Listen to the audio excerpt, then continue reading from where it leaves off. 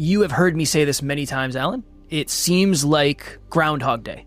Groundhog Day is a movie from like the 70s or the 80s. I've never seen it, but I've heard enough about it, where the person wakes up and every day is exactly the same. Their alarm clock goes off, they smack their alarm clock, the same car drives by, the same things happen. And I feel like when it comes to success, it is pretty much that. And I am convinced the more my life feels like Groundhog Day, the better I am doing with my habits. If you believe that what it's going to take to be successful is going to be exciting, you are in for a rude awakening. There are milestones along the way, bright spots, shiny things along the way that are very exciting. But the in-between, the silence between the notes that makes the music is quite fucking boring. Next Level Nation today for episode number 2067. Nothing like Alan swearing in the cold open. If your consistency is boring, you're doing it right. Most likely, I would have to imagine. As I mentioned, when my life feels like Groundhog Day, when the alarm goes off and I really don't want to get up and I don't really want to work out and I don't really want to do the things and it feels like I've been doing the same thing over and over and over again, Alan is showing the flywheel, Turning the Flywheel by Jim Collins. I think that's when I make the most progress. When I put my head down and I track my calories and I do the same shit. The reason I eat the same stuff every day is because it's just easy. Mm-hmm. It's boring, and it's not necessarily the most exciting thing in the world, but it works really, really, really well. And I think to Alan's point, it's not... If you think being consistent is going to be super fun, you probably are going to be sad, because consistency by definition is doing the same shit over and over and over again. Unless you're going down a water slide on your laptop working, your consistency most likely is going to be boring. And if that happens and you're doing that, you're going to get fired, most likely. I just got off a coaching session with a client of mine, Matt. Shout out to you, brother. And he's been super consistent, running a mile a day. And that consistency not only has probably gotten somewhat boring, but has taken away some consistency on some other things. And I said, you can only have so many musts every day. And one of the old musts that we used to have is he owns a bunch of properties, and one of his properties, the one that he lives in, has an office that's separate from the house. And he has these awesome book summaries on the walls, and I'm super excited to eventually get some of those. But it's productivity heaven from my understanding. And he used to, okay, when you get out of work, boom, you go right to the office. Don't go home and see the family yet. You go to the office. You just got to get your butt in that seat and just spend a little bit of time updating your spreadsheets and your metrics and getting your life in order. Get the certainty that you need. Track the stuff. We at NLU believe in tracking to stay on track, and tracking helps you stay consistent.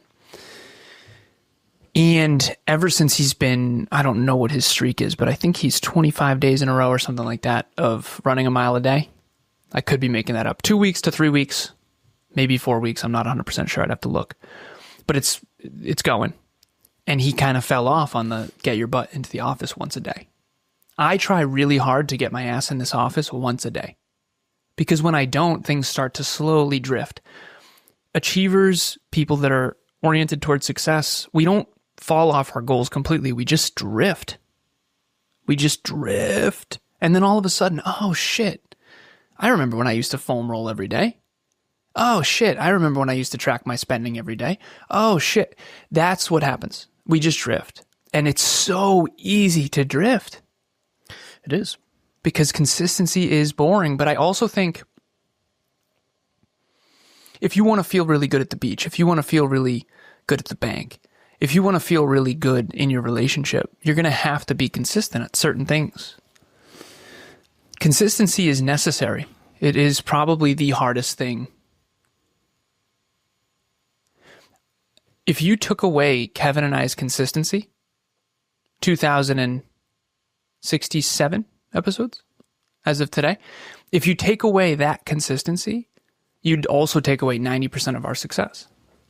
Well, I think about when this journey was the funnest, quote unquote, we were probably making the least progress. At least I feel like we were probably making progress in certain ways. Like we were building relationships and that type of stuff, but that only gets you so far if you're trying to practice skill development or being more competent in something. But like when we were traveling all over the place, we weren't making progress in business. We were broke as shit. Very broke. Like credit cards were getting us everywhere. That was terrible, but it was fun and it was unique, and there was different days felt different, but I don't know. I think the more I realize, or the more I learn about success and accomplishment and all that, I think the sadder I get, because I see so much content. It's like, I don't know if people are just outright lying, or maybe they're just further in the journey and they've forgotten, right? It's a lot easier now to get clients than it was in the beginning. So maybe I don't give his advice as well as I once did, but I don't know. Well, let's just do this real quick. Yeah. How hard was it to get your first podcast production client?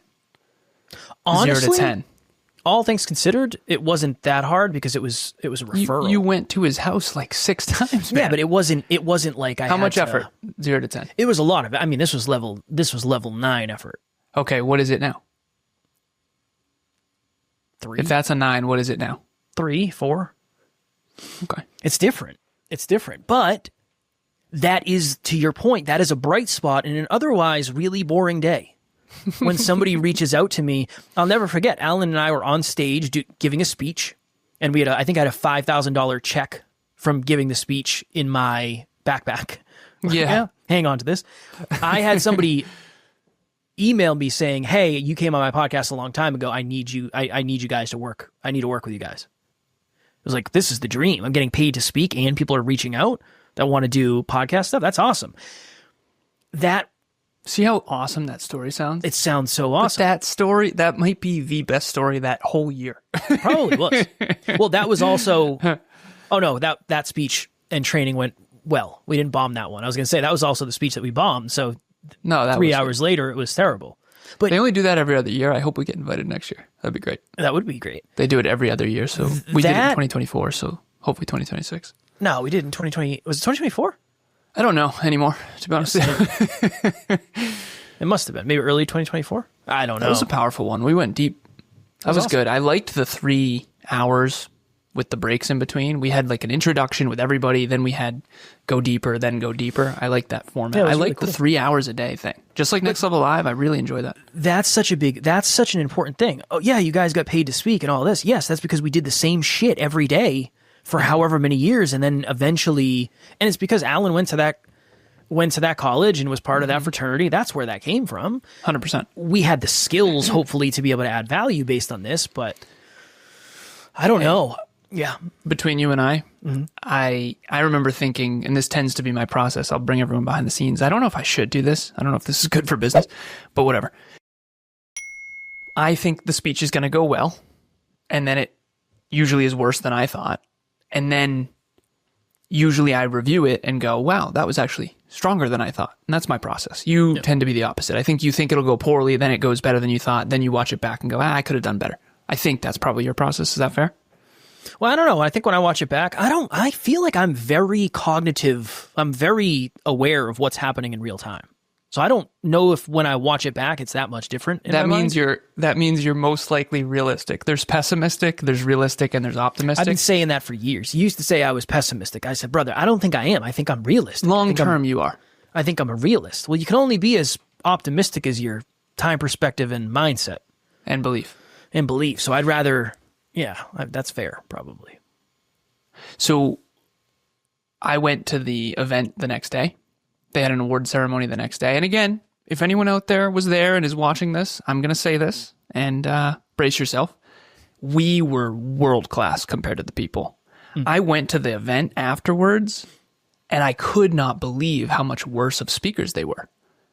It was, now granted, they're not speakers. They're just presenting awards and they're reading off there. But I went from, I think we suck, to we are unbelievable. I could not believe how well we captured. You remember the first speech and how hard it was to keep everyone's attention because everyone was eating? Mm-hmm. We did a way better job than I thought because I had nothing to compare to. It's my least favorite thing about this fucking industry. We don't have anything to compare to. you don't notice how good you are at podcasting until you go on other shows with other podcasters. You don't realize how strong of a speaker you are until I'm having a guest named Michael Burt, Coach Michael Burt, on the Business Growth University podcast. And when we went to see him speak, we went to see David Meltzer, and David Meltzer's speech got moved. Coach Michael Burt has been speaking for 33 years. And he was so good. I was captivated by his speech when we were there. And the dude who went up after was so bad. And I'm not trying to be mean. This is just what it is. It is what it is. This guy who came after Coach Michael Burt, I felt so bad for him. Not a single fucking person was paying attention, to the point where it was rude. It was actually rude how bad this was. What was my point of all that? You and I went and spoke. I don't think we did that good of a job, but it wasn't until the day after, when I actually had something to compare it to, that I realized we did a great job.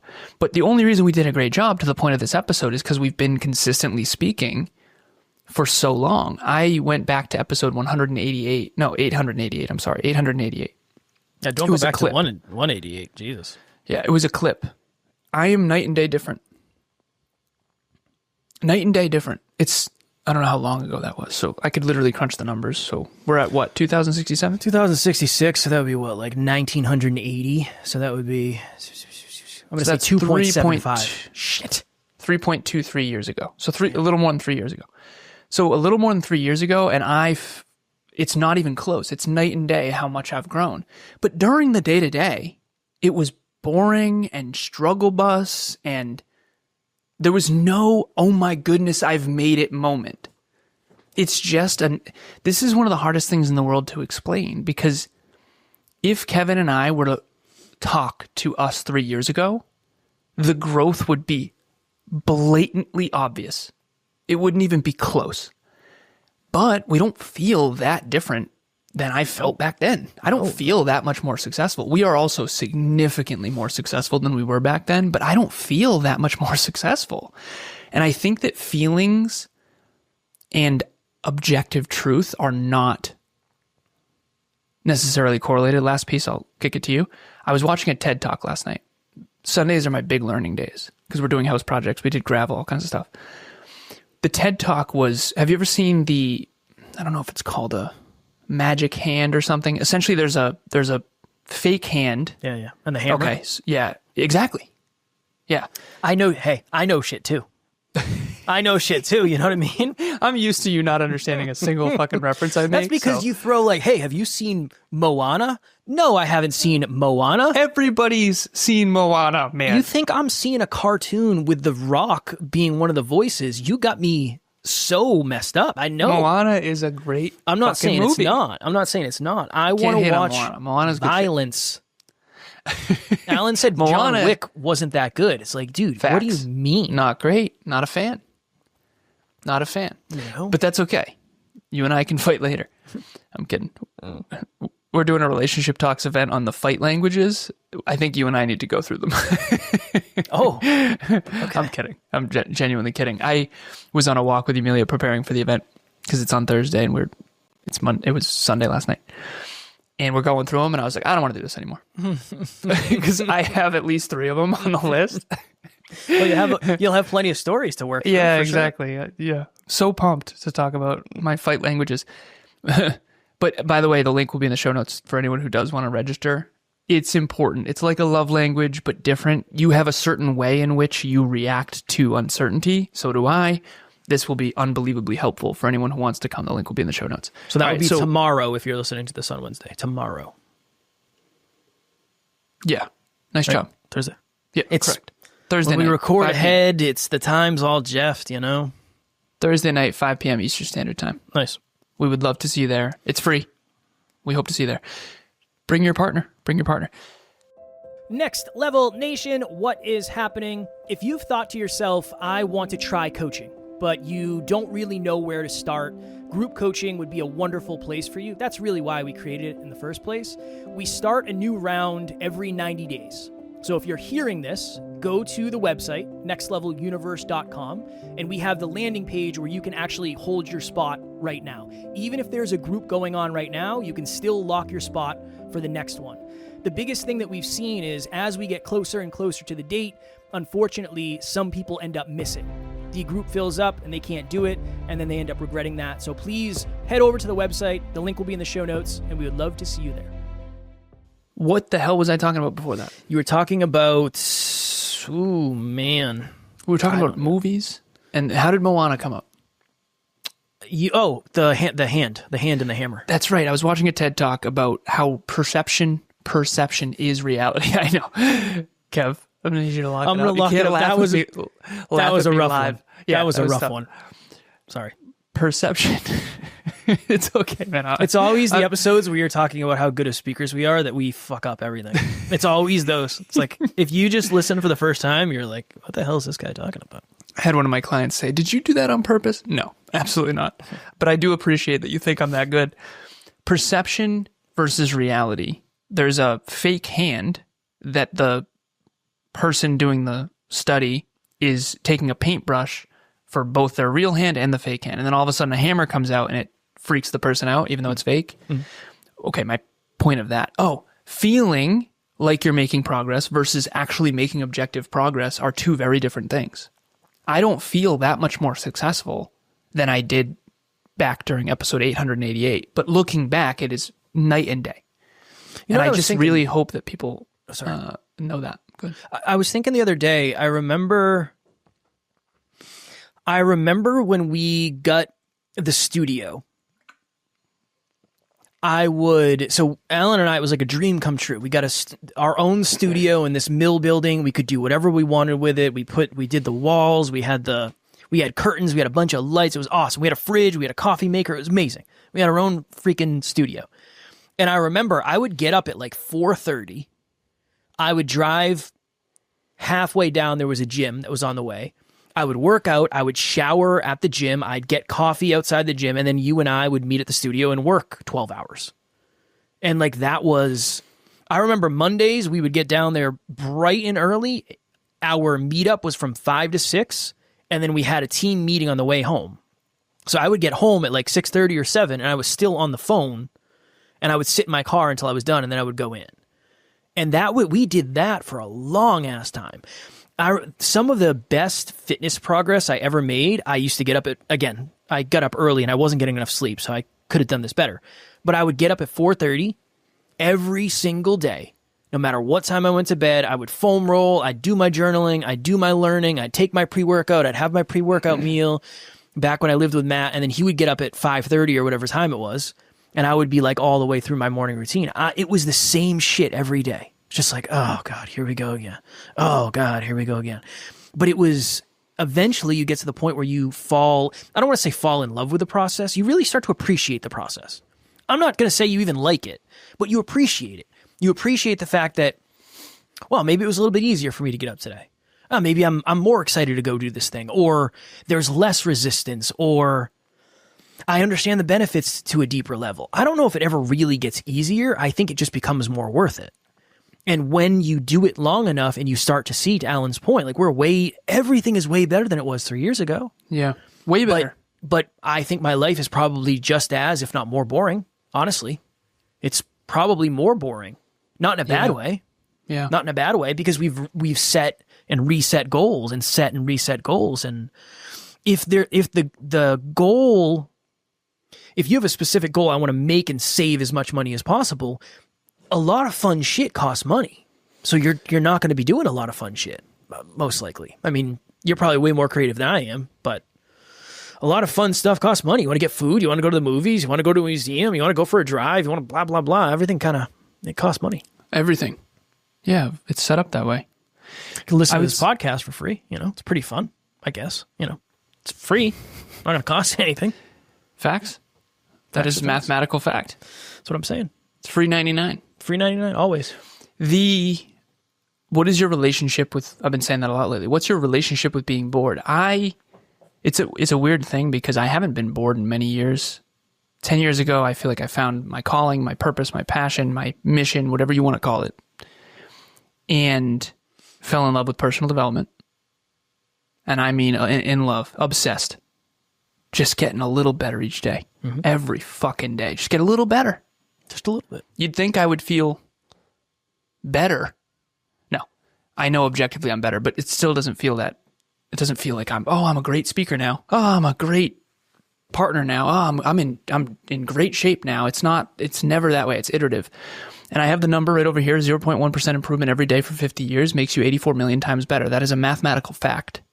It's a mathematical fact. 84 million. That's a lot of times.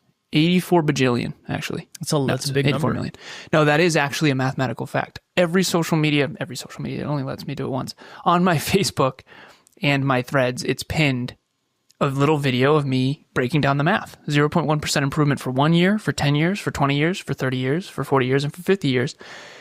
And you do eventually, if you're consistent, determined, disciplined, and never lose momentum, you end up unbelievably farther ahead than you were.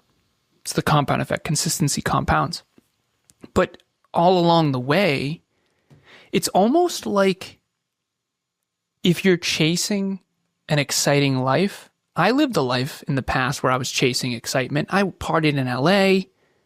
One of the most famous bars, the most famous bar maybe in the entire world, is called the Abbey. It's in downtown Los Angeles. And I partied. And we had a blast. We played basketball with some famous comedians. We had a lot of fun, but I wasn't making progress. That was a trip where I was definitely not making progress. I was making fitness progress because we were working out pretty hard, and I wasn't drinking at that point. But that looked like the time of my life, but I wasn't building anything meaningful. I really wasn't. And now 2 weeks would probably look fairly boring, but I'm way more put together. And so if you're chasing excitement, you're probably going to have a pretty hard time building a meaningful life. And if you're okay with being bored, you probably have an advantage over everybody else. You definitely do, actually, because I don't need that much. I used to say if you learn to need nothing, you'll have everything. I now understand why that doesn't land, because you have to want huge goals and want to achieve great things, but you have to learn how to need very little along the way and keep your expenses low. I don't need a beautiful home. I don't need an amazing car. I don't need nice clothes, but it is really nice. And I do think for being a business coach, you have to obviously, play the part and that kind of thing. But the only reason why I have all these nice things, I think, is because I was willing to be broke again after corporate and just be. The grind may not be something you like. Being bored isn't something you have to like, but it is a necessity. And I do believe that it's almost like if you want to feel fulfilled about what you've done in the world, you can't chase shiny objects. You can't. I know you can't, because when I used to chase shiny objects, I was just getting nowhere fast. Yeah. I think it's like 90-10. 90% bored. It's like this weekend I had a big cheat meal. I had a lot of food. It was amazing. And I had a great workout the next day. But I was like, I have been dieting hard. I've been doing it. I've been exercising hard. I'm going to treat myself 90% doing it, 10% fun, unique experience, 10% a little variety, whatever it is. And that, whatever the percentage is, as long as it's constructive for you and your goals. Maybe it's not 90-10. Maybe it's 80-20. Awesome. That's still better than 70-30 in terms of goal achievement. We've talked about this before, where you can't do 99-1 forever unless you're wired that way, because then you're just gonna be miserable and you might regret it. Just like you can't do 199 because you're not going to be able to celebrate a ton, because you're not going to have anything to celebrate with, and you're not going to have anything to celebrate. And I think 90-10, 75-25, whatever ratio works for you, I would work on that. And if I find anything, if I started at like 60-40, now it's gone. It went 61-39, and then the number has just changed over time. And now the grind is a little bit more normal. I won't say it's easier, but now it's normal. I wake up, I do kind of the same stuff, and we're getting really good results because of that. And now I enjoy, appreciate. now I appreciate the process. I won't say I like it. I won't say I enjoy it, but I very much appreciate the process. And now I understand when you do this, this is what comes out. I'm going to be more willing to do this because I know the benefits and I know the results. But it's an appreciation for me more than an enjoyment factor, I would say. Yeah, it's a necessary appreciation. I think that's really good because you could have a bad attitude about it or a good one. Either way, it's mathematically necessary. Right. And if you have a bad attitude, you're not going to do it for very long. Exactly. It's what you're not going to do it. My next level lesson, very last thing, I was on with a client earlier and we did a zoom out of his entire life. He's 38. We went all the way to 50. And I said, give me the theme. Give me 3 words for each decade. We went from 0 to 10. We went from 10 to 20, 20 to 30, 30 to 40, 40 to 50. And we stopped at that. And he gave me 3 words for every single decade. I still got to send him the Zoom notes. But it's powerful. It's a powerful exercise. You just go, oh, there aren't that many fundamentals. And when you're a kid, your percentages are the other way around. Oh, for sure. When you're a kid, it's 90% enjoy yourself, 10% responsibility. And then it becomes 80-20. And then it's 70-30. And then it's 60-40. And then it's 50-50. And you're in your 20s. And then all of a sudden it's, this is going the wrong way. 60-40. And then it's 70-30. And then you have kids, it's 80-20. And then that's the way it's supposed to be. That's called growing up. And what is your relationship with that? I partied like a rock star, man, in college. You heard the story on the last episode. I can't do that as a grown man. Can you imagine if I was like taking shots of grain alcohol? I mean, look, some people make a good living doing that. Emilia would leave my ass, and she should. For sure. And that's facts because we got to grow up. And I'm not making that wrong. Last thing, I know, I got to go. Emilia and I are in bed at 10 o'clock in the bedroom at 10 o'clock every single night, except for Saturdays. I literally, earmuffs for any kids listening, although I've already sworn in this episode, I call Saturday nights my fuck off night. We stayed up till like 1:30, watched an entire movie. I'm not gonna go to bed at 10 every day for the rest of my life, but I will do it 6 days a week. I find that I go to bed earlier on Saturday for some reason. I don't know why. It's like 9 o'clock. Well, I am, but 9 o'clock rolls around. It's like, I'm good. I'm done. I got enough. I'm going to go to bed now. It's weird. It's weird, but I feel you on that. Saturday night comes, I get off my last call at 8:15, and it's game time, baby. Let's go. Understandable. And then I drive to LA and party at the Abbey. Look, LA was a shithole. When I went to LA, I was like, wait, this is what people talk about? This is terrible. This is not great. This is it feels like for any LA listeners. Place. For any LA listeners, we apologize. We're not fans. I don't apologize because it's not like you made it. It's not like you created LA. Like, you could say Massachusetts sucks. I can't take offense. I was born here. I didn't have any choice. It's not like I designed it. You live in New Hampshire, sir. Too. Well, I know, but I was born and raised in Massachusetts, baby. All right. Next Level Nation, if you are looking for a group of amazing humans who are also hyper-focused and very committed to getting to the next level of their unique lives, make sure you join the private Facebook group. We will have the link in the show notes below. As I already mentioned, the Relationship Talks virtual event, Thursday, 5 p.m. Eastern Standard Time, totally free. Click the link in the show notes. These are the 5 high level. The Exploder, the Silent Type, the Fixer, the Lawyer, also known as the Analyst, and the Emotional Flutter. Come join us and learn what your tendencies are so that you do not hurt your relationship. Are you the lawyer? Oh, yeah. I have a couple of these. The Lawyer is one of them for sure. The Solver. The Fixer for sure. The Fixer, sorry. But Solver, hey, Fixer. Let's not put me under the microscope here, No, sir. well, I feel like I have the Fixer for sure. Yeah. Probably all of them. It's going to be a great event. Join us. Believe it. Yeah, join us. And the link to register is in the show notes. And I would not have cut you off unless I absolutely had to go. So thank you for listening. Boom. As always, we love you. We appreciate you. Grateful for each and every one of you. And at NLU, we don't have fans. We have family. We will talk to you all tomorrow. Keep it next level. Next Level Nation.